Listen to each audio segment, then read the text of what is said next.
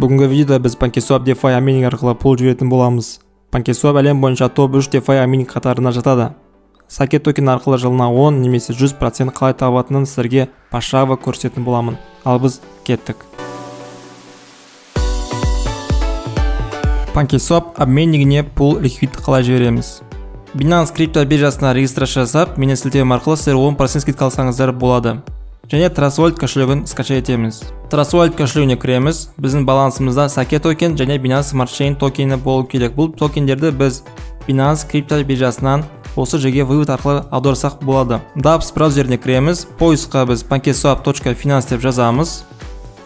Сайтқа кіре салысымен Binance Smart Chain желісін таңдаймыз және Connect Wallet'ті басамыз. Сол жақ жоғарыда менюді басып, пулға кіреміз. Пулға кіргеннен кейін аяқта бізде на выбор әртүрлі процентпен токендер тұрады.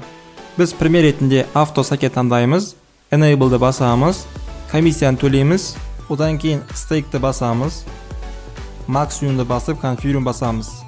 Осымен достар, бізде прямой эфирде баланс токен түсіп отырады. Вывод қалай жасаймыз? Жіберген пулға кіріп, минусты басамыз және Binance Smart Chain комиссиясын төлейміз.